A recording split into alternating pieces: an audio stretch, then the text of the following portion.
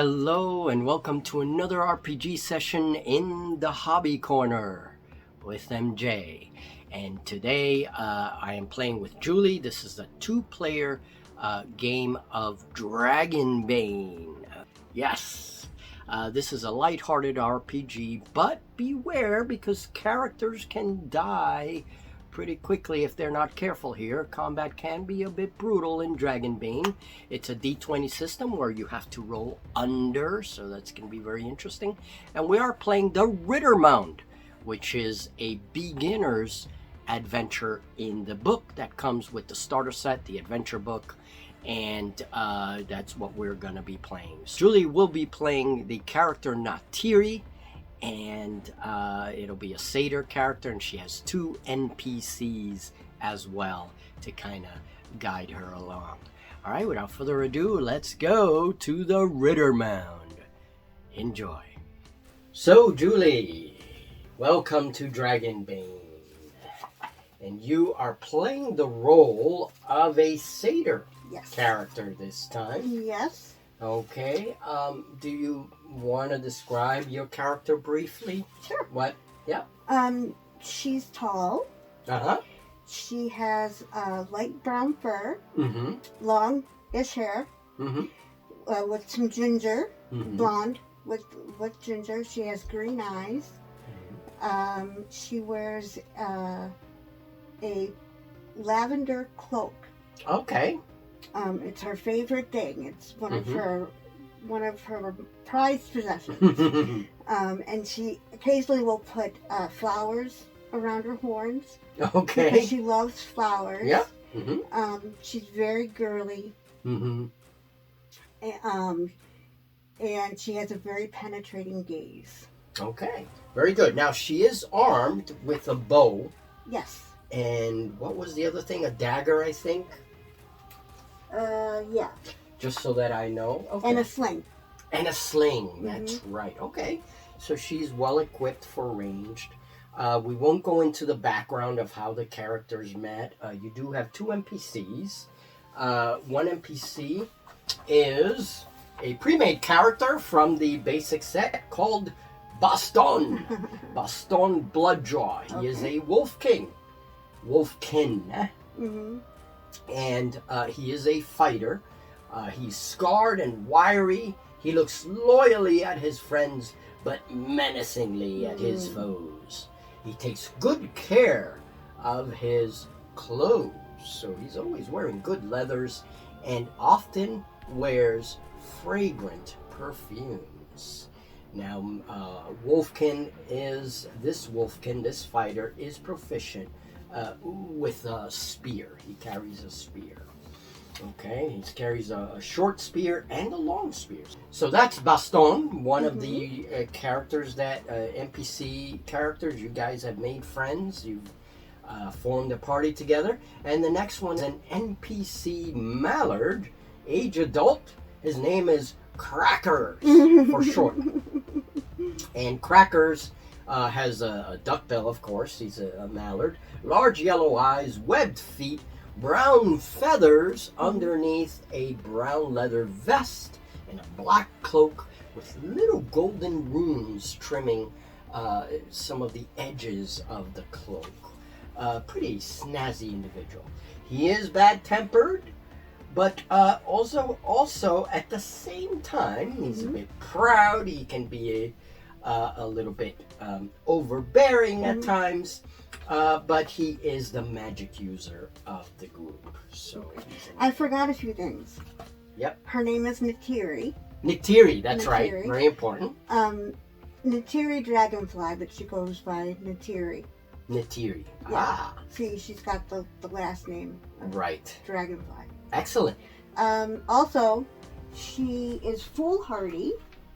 Oh, right. Her weakness. Yes. Yes. Okay. Yep. And we have... And she's a thief.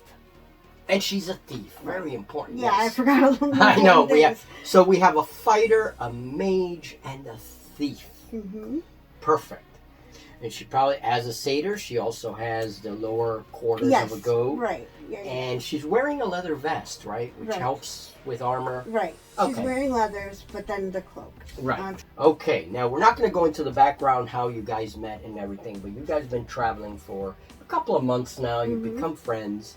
And you know that Baston can be a little bit bad-tempered, so can the Mallard. They're always bickering. But they seem to have a very close relationship, and you've all become friends. Now, we're going to start on the, I believe this is the North Road. Let me check something. This is the North Gate. So you guys, so this is North, pointing towards me. And so this is the North Gate, right? That little area there. Right. So you guys are probably somewhere in the crossroads here. Okay. The crossroads then break west. Okay, in this direction. So basically you're in a fork of the road. Now, the reason why you didn't want to go into outskirts, and while you waited for the party, for Crackers and Baston to do their shopping and whatever they were going to do, collect rumors and things like that in outskirts, you went off to party. You went off to party with the fairies in a nearby wood. And satyrs need to constantly party or they become very sad and melancholy. And so while they were doing their shopping and rumor hunting, you agreed on this place to meet, and you went off and partied with the fairies. You pickpocketed fairies. Great time. You had a great time. Yeah. They pickpocketed you, and you just drank and danced and You're right. awesome.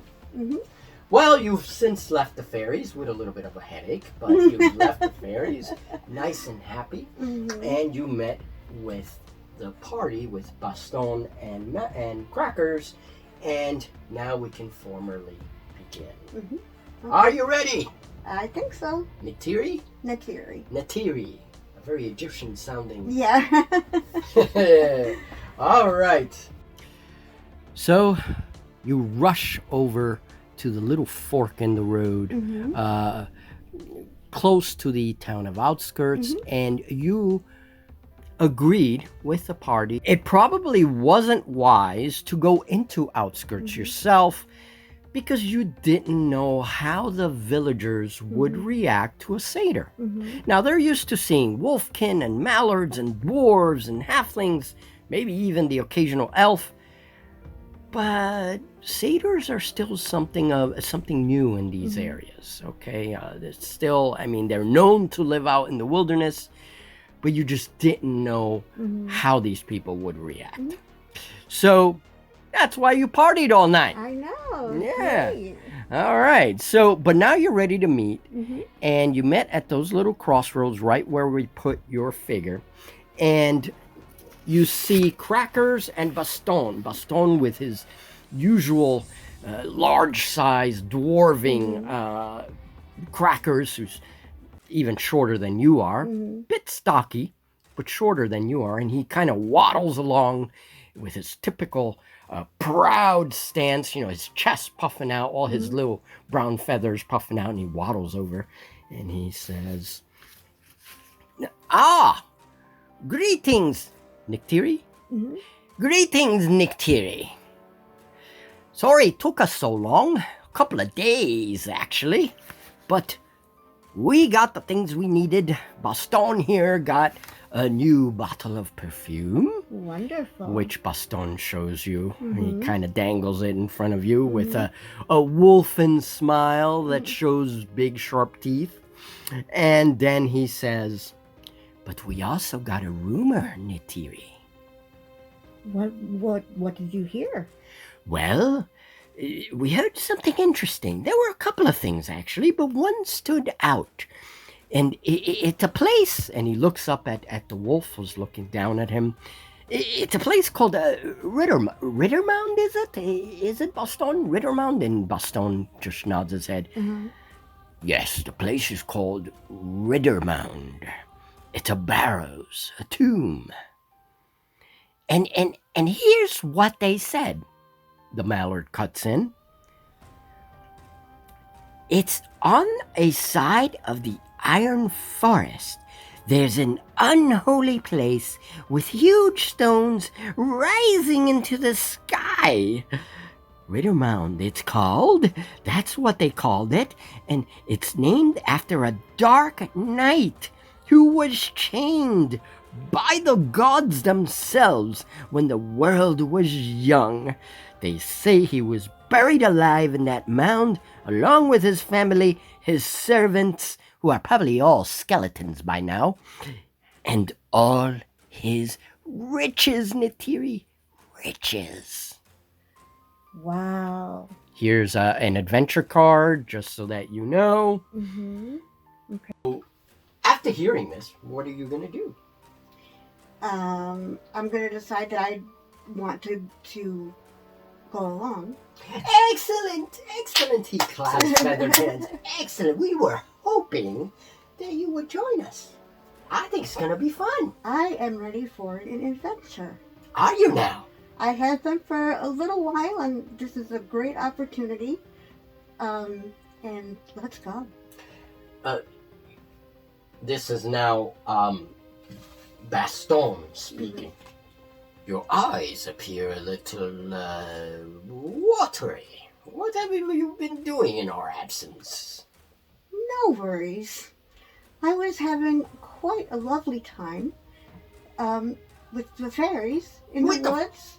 With the fairies? With the fairies, it was so much fun. There was music and food and laughter and drink and tricks and just camaraderie, and it was such a good time. But now I'm ready to travel and to see what we can find. Excellent. Well, that sounds like a glorious time. We were worried that you were bored. I mean, I know you have your flute and all, but we were worried that you were bored. Well, no worries, because I had a fabulous time. A fabulous time partying with the pickpocketing the fairies and the fairies pickpocketing you. What fun! And it was fun. Fun and games right. for all. Right, so now you're ready. Of course, satyrs do have this rule that if they don't party for a while, they get very melancholy. You're something of a bard as well as a thief, because you do have a flute and you play music. And that music gives you a special ability, according to the bestiary, where you can actually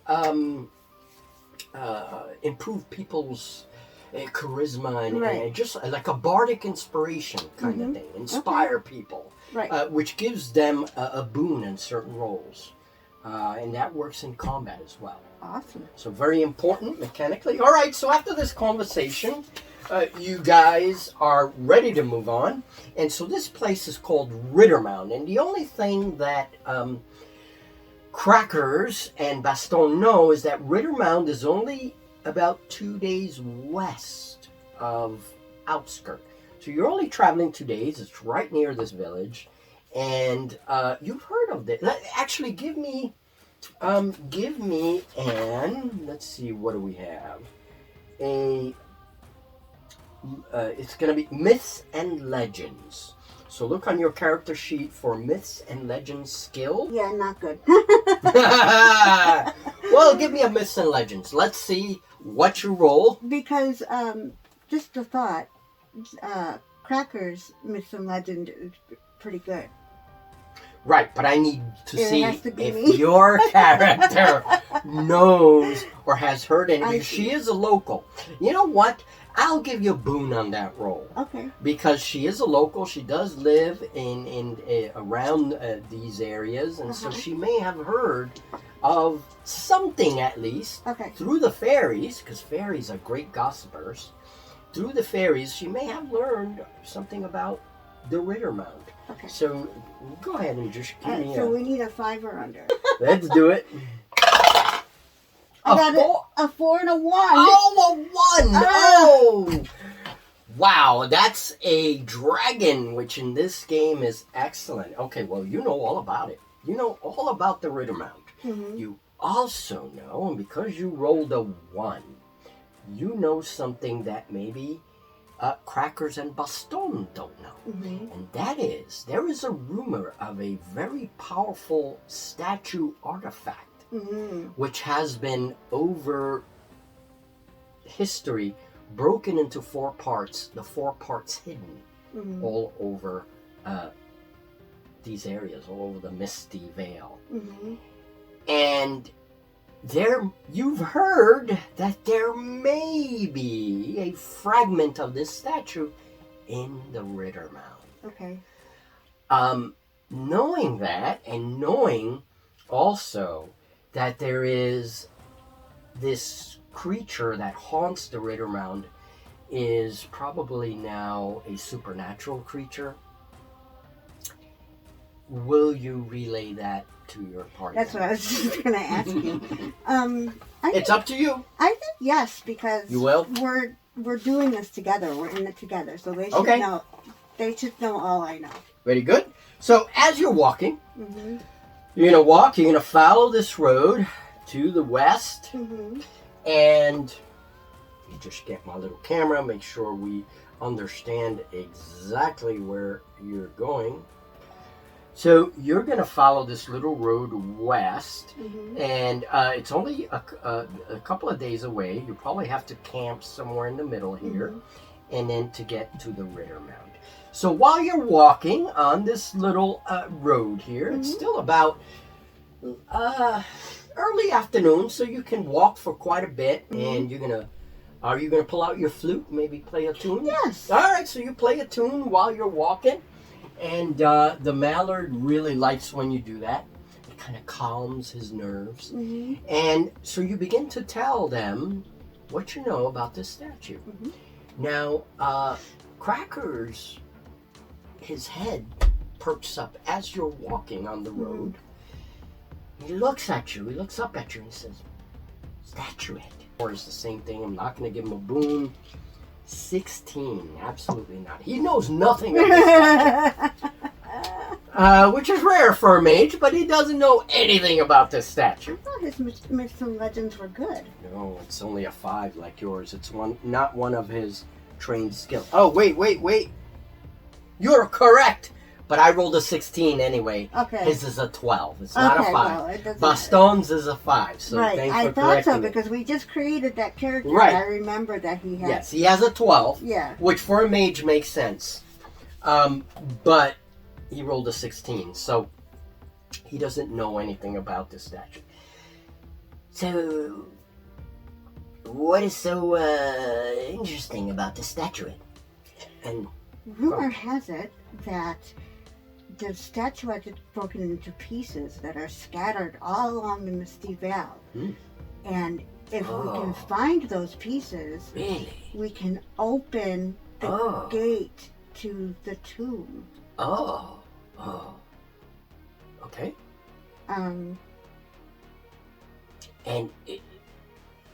So this place that you're saying, is it the place of something evil, or is it the place of a hero that... The place of a hero. That's what we want to open up. Okay. So that the hero's spirit can come back, or soul can come back, and we'll be prepared if we need to go to war with the demons. At least we'll have... With the demons? Support. Oh, I've heard something about demon incursions, but I've never heard about these statuettes. And you see him, with his proud nature, looking into one of his grimoires. Statuette? Oh, interesting. I never heard of it. And he's looking at his book.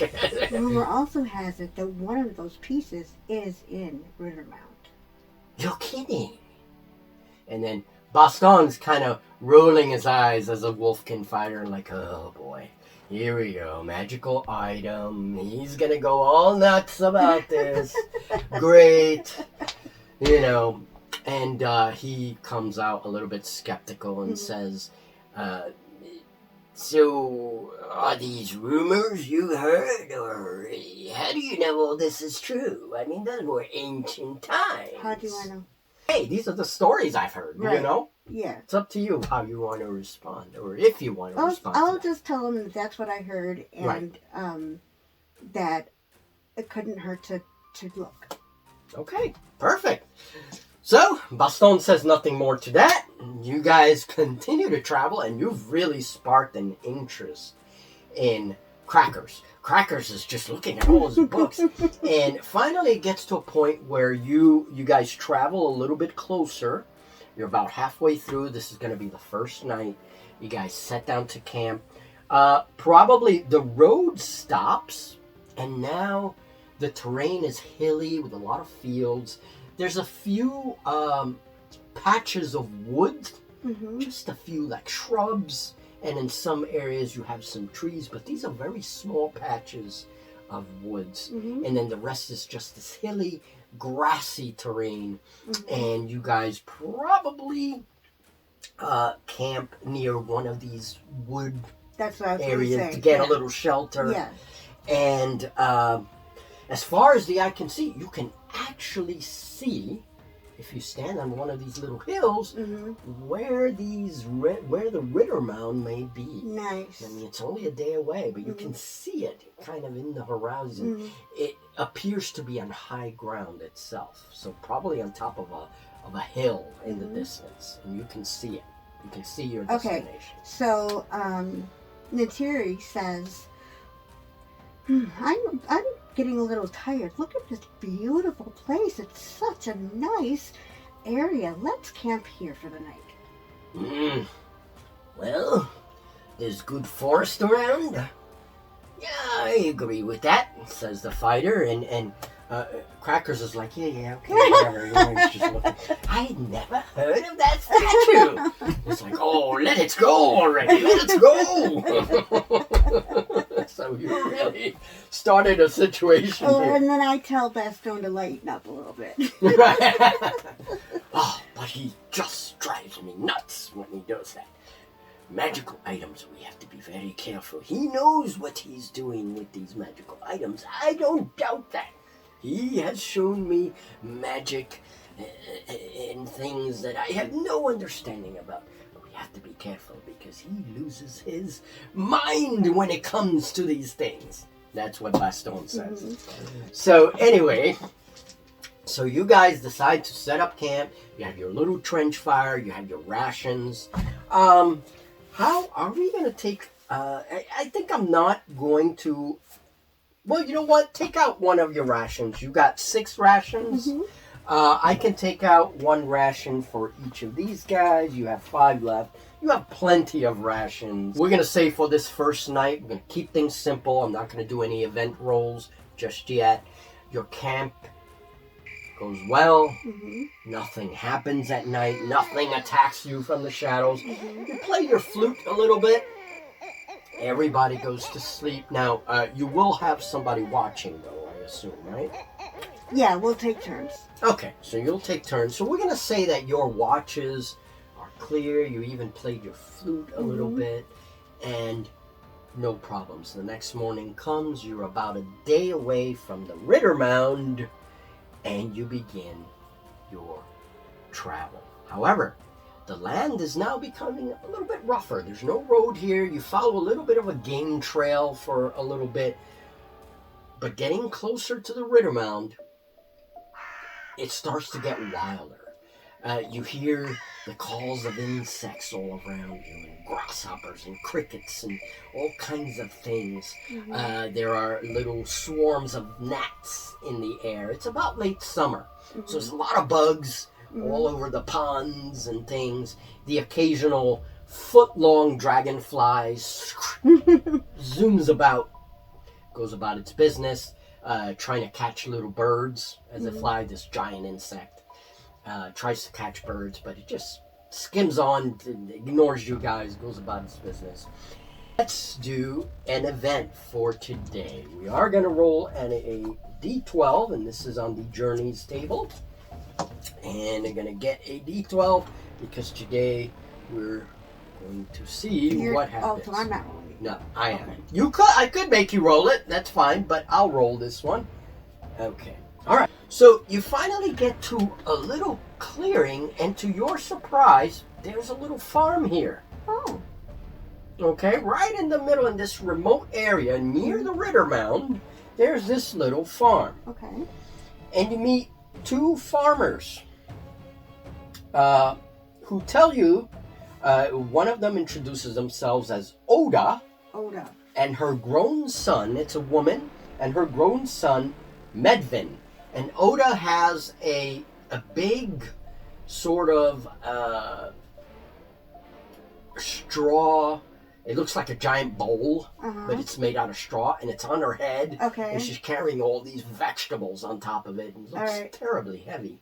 And Medvin, and they're on their way to Outskirt to sell their, Their wares. Yeah. And would like to share. They share some story with you guys. And they asked you if you're camping anywhere nearby and maybe want to share a camp with you. Well, Natiri wants to buy some vegetables. Okay. Because Natiri loves vegetables. How much silver do you have? She loves vegetables. She loves vegetables. Nice. I'm trying to see what that is. 7. Okay. So how much is it? Okay, well, we're going to say just 1 silver a piece for these lovely looking, there's these big squashes. Well, no, not squash, because that would be a fall vegetable, right? If it's late summer, that would be late summer. So yeah. So like a squash. We'll say some fruit, maybe some berries, tons of berries. Okay. Little berries. bags of berries. I'll get berries and squash. Okay. So that's 2 silver. Yep. Okay. So now I have 5. Okay. And what about you, Crackers? Would you like any of this fruit or vegetables? I'll take a bag of the berries. Yeah, I normally like, leafy stuff, but I'll take some berries. And so that, and Baston's like, not for me, thank you. I don't mind a pie every so often, but put a little meat into it, a meat pie. Right, of course, yeah. And the woman very apologetically says, oh, we just ate our meat pies. We were thinking of bringing meat pies, but then they tend to spoil, and so we didn't. But, whatever. So, unfortunately, Baston passes on that. He prefers his meat jerky. Thank you very much for considering it, and they're off, and that was your encounter. So you got some veggies out of the deal. All right, that's making me hungry. Yeah, all right. So now we're going to camp. You're going to camp you could see the Riddermound in the distance, even as the light fades. You see a hill, and on that hill you can clearly see the stones from this distance. They appear to be large stones, and they're arranged. It appears to be, from this angle, that they are arranged in a circle. So think Stonehenge, kind of like that. And it's clear now. I mean, you can definitely see it in the waning light. You're still about a half days away from the actual mound. Okay. So you're going to find a little piece of forest. Okay. All right. The rest of the area is grassy with a lot of hilly terrain, but all grassy and open. All right. So now you have clear sight of the Riddermound, of your goal. I'm going to roll one more encounter. A dreadful noise is heard from above, and you are struck by a bizarre sight. A cow appears to be flying backwards over the treetops with anguished Flying? Yes. Okay.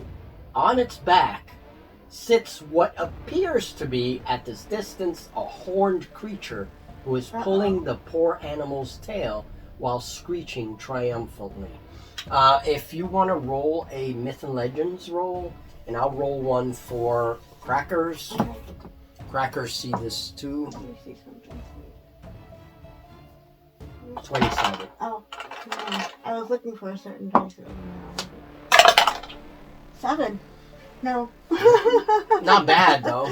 Alright, well he knows. Okay. You recall stories, Crackers recalls stories of demonic beings traveling between worlds on bewitched cattle. The creature in question is a lesser servant demon who has seeped into this world through an ancient temple which he can't recall the name exactly. Mm-hmm. So he tells you this in his duck speech. So yeah, I think that's a demon. You see that? That's a demon riding another demon. That cow's not a real cow. So we might want to keep our distance. So you guys maybe hide a little bit. Yeah. And that was the event. Interesting. Nothing else happens. And by a little bit later in the afternoon, you get to the area you call the Riddermound. Okay. So you get to the Riddermound, and you see this hill. Here is a ring of very large stones. You have some forest surrounding this hill. This is a hill crowned by tall standing stones which rise in a glade in the middle of the forest. So here's the surrounding forest. The place is strangely quiet.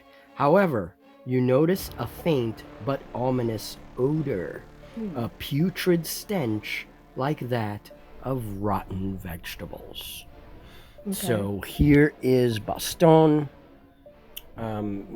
We're using the standees mixed. Here's your character, which is easily identified, and we have Crackers right here, the duck. So what are you guys doing? I as we approach and I begin to smell that smell, Nateri says to Baston, Baston, what is that? Do you smell that? Good. And Baston's actually a very good person to talk to because he has hunting instincts. So, okay, very good. He says, wrinkles his wolf-like nose and says, yes, I smell that indeed. It's pretty putrid.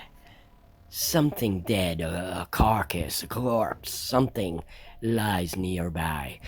I think we should be cautious. Let me give him a hunting and fishing roll. It's only a 6, which is surprising.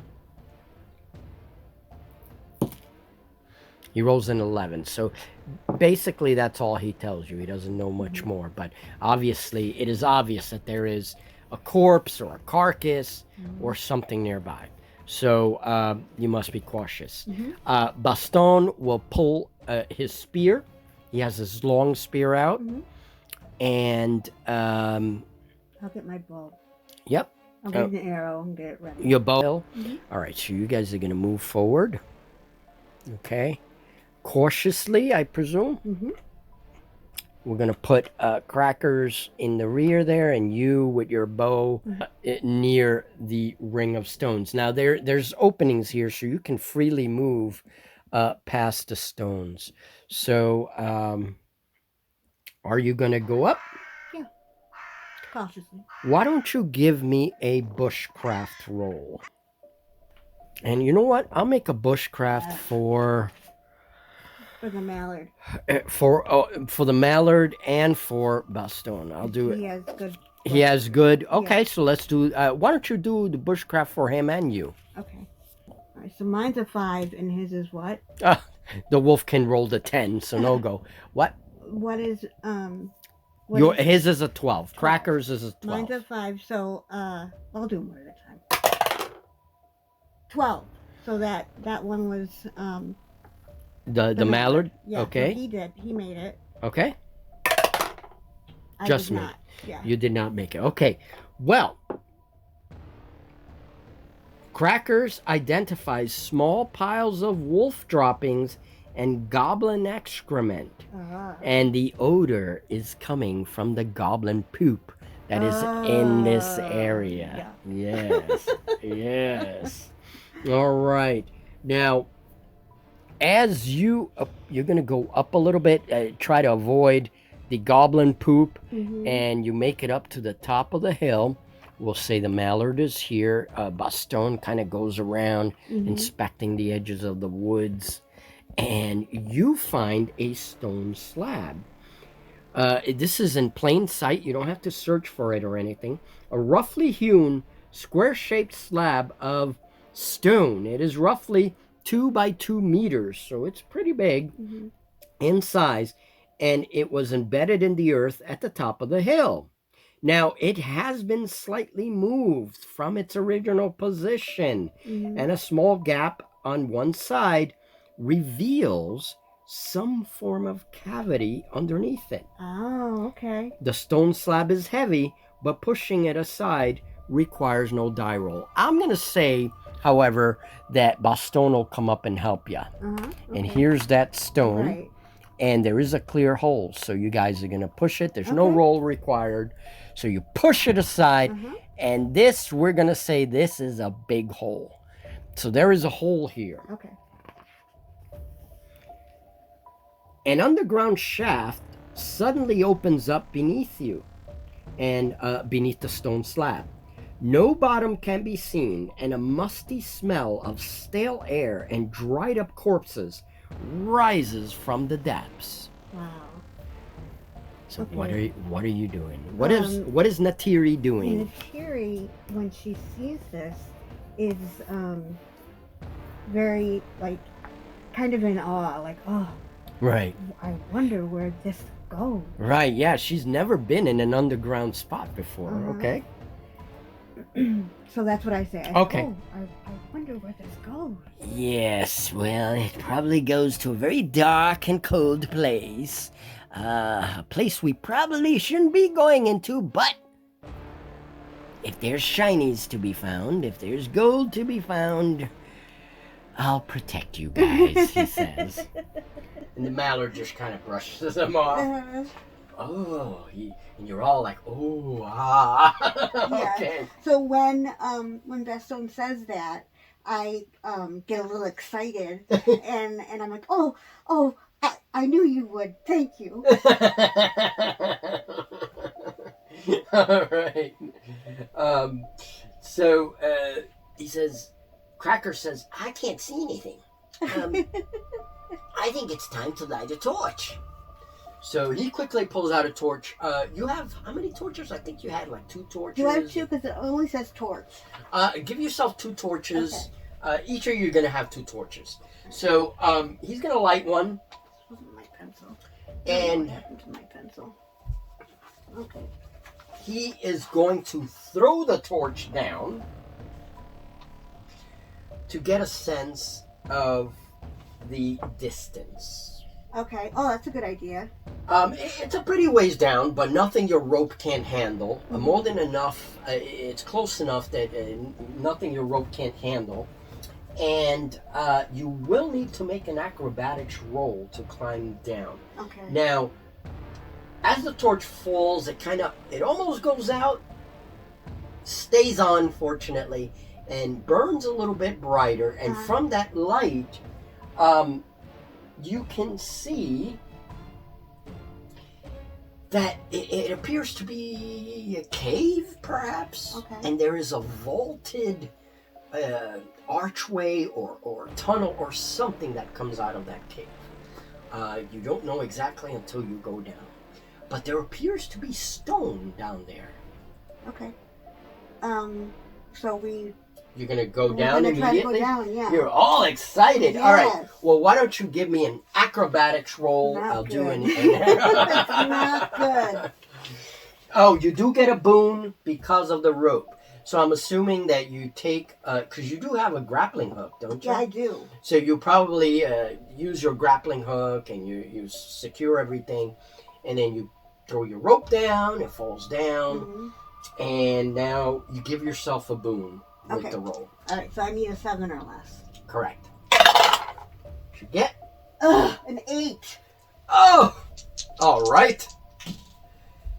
Oh, a 12 and a 16 for Bastone. Oh my goodness, you guys. I know, it's really hard when they're so low, though. Oh, wait a minute, is that? Oh God, that's not a demon. That is a demon. Oh, not good. Well, something happened. The rope may have come loose midway, It's not going to be a big deal because you were close to the bottom. But suddenly, the rope gives, and you guys come falling down. You're each going to take a point of damage. And you're not a creature normally accustomed to being underground, but you're underground. You find yourself on the ground. A dome-shaped chamber with a floor of beaten earth. In the darkness far above, the opening to the surface looks like a faintly glowing square. In the north wall is a set of double oak doors. That's the tunnel you were looking at. Okay. It opens up, and there appears to be a couple of doors from what the light of the torch still shows. Okay.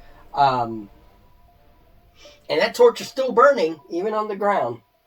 And you don't see any details yet to that door.